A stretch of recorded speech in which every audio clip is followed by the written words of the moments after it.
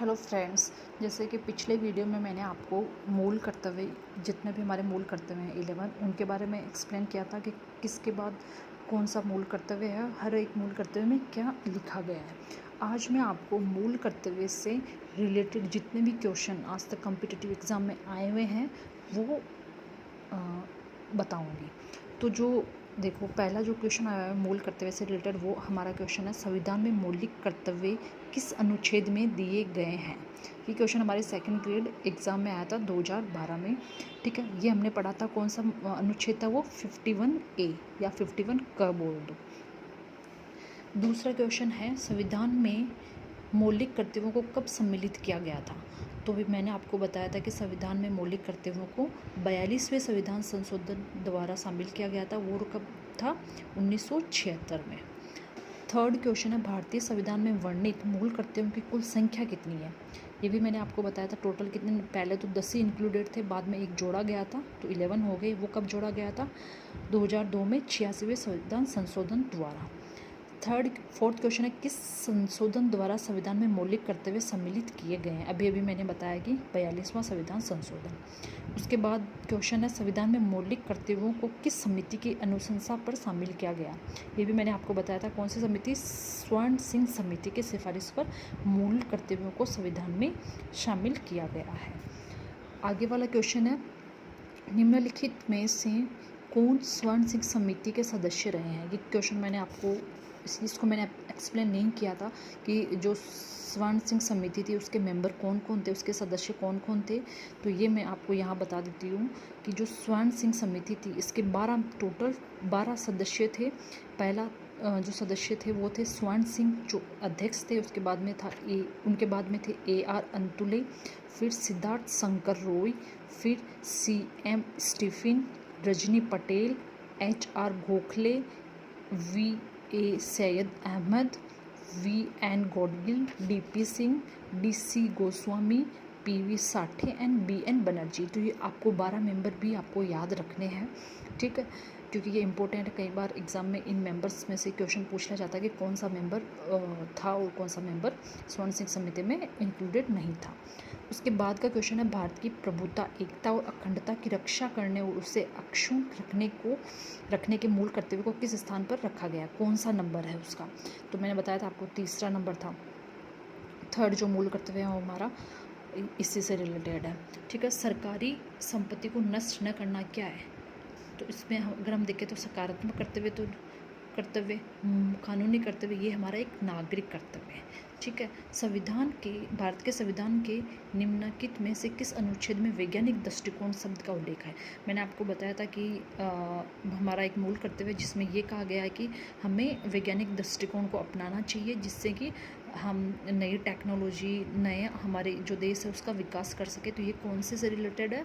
ये हमारा जो 8th नंबर है, 8th नंबर में हो गया हमारा जय, 51 का ज से रिलेटेड है, ठीक है। उसके आगे वाला क्वेश्चन आया हुआ है, भारत के संविधान में वैज्ञानिक दृष्टिकोण का विकास का अंक है। ये कहाँ लिखा गया है कि वैज्ञानिक दृष्टिकोण का विकास होना चाहिए। ये हमारे किस में लिखा गया है? मूल जो हमारे नागरिकों के जो मूल कर्तव्य हैं उसके अंदर लिखा गया है। फिर आया है, भारत के संविधान में उल्लिखित मौलिक कर्तव्यों के संबंध में निम्नलिखित कथनों में से कौन सा सही नहीं है। वो हमें छांटना है कि कौन सा सही नहीं है। पहला पढ़ते हैं, भारत के संविधान में मौलिक कर्तव्यों का समावेश 42वें संविधान संशोधन अधिनियम द्वारा किया गया। बिल्कुल सही है कि 42वें संविधान संशोधन द्वारा जोड़े गए हैं। भारत के संविधान में भारत के संविधान में मौलिक कर्तव्यों का उल्लेख 51 क में किया गया, ये भी हमारा सही है। भारत के नागरिक का यह कर्तव्य है कि वह अपने वैज्ञानिक दृष्टिकोण, मानववाद, ज्ञानार्जन तथा सुधार की भावना का विकास करे। बिल्कुल सही है वैज्ञानिक दृष्टिकोण का, जो मैंने आपको बताया था। फिर है, भारत के नागरिकों के लिए मौलिक कर्तव्यों का उल्लेख संविधान के भाग 4 में किया गया है। नहीं, ये गलत है, भाग 4 क में किया गया है, तो ये सही नहीं है। निम्नलिखित में से कौन सा भारत के संविधान के भाग 4 में वर्णित मूल कर्तव्य नहीं है, ठीक है, कौन सा नहीं है। तो संप्रभुता, एकता, अखंडता, ये बिल्कुल है।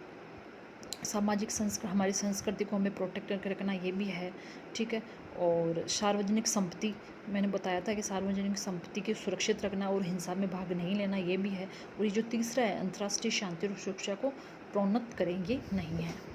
उसके बाद में है उसके बाद का क्वेश्चन क्या है, हाँ, उसके बाद का क्वेश्चन है कि भारतीय संविधान में निम्न में से नागरिकों के कौन से मौलिक कर्तव्य है, कि इनमें से कौन कौन से मौलिक कर्तव्य है। राष्ट्र ध्वज एवं राष्ट्रगान का सम्मान, बिल्कुल सही है, ये है। आहन पर राष्ट्र सेवा को अर्पित करना, कि हमें अपने देश जब भी ज़रूरत पड़े अपने राष्ट्र की सेवा करनी है। सामाजिक सुधार का प्रयास, अपनी साझा संस्कृति, मतलब मैंने बताया था कि संस्कृति को आपको प्रोटेक्ट करना है, धरोहर को प्रोटेक्ट करना है, ठीक है। और जो तीसरा है सामाजिक सुधार का प्रयास करना, ये नहीं है, तो हमारा ऑप्शन नंबर 3 सही हो जाएगा।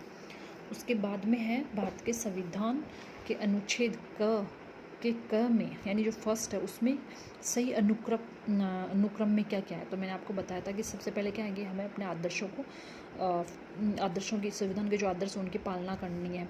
जो उसके बाद जो संस्थाएं हैं, जो ऑर्गेनाइजेशन है, उनकी पालना करनी है। उसके बाद में जो राष्ट्र ध्वज है उसकी करनी है। उसके बाद में राष्ट्रगान की करनी है। तो इस तरह से ये कौन सा हो जाएगा ऑर्डर, ये हो जाएगा 3rd। उसके बाद में जो क्वेश्चन आया हुआ वो है, निम्न में से भारतीय संविधान के तहत कौन सा एक मौलिक कर्तव्य नहीं है। मौलिक कर्तव्य नहीं है, संस्कृति वाला है, हमारी मिश्र संस्कृति की समृद्ध विरासत को मान देना, उसकी रक्षा करना है। वैज्ञानिक स्वभाव वाला भी है।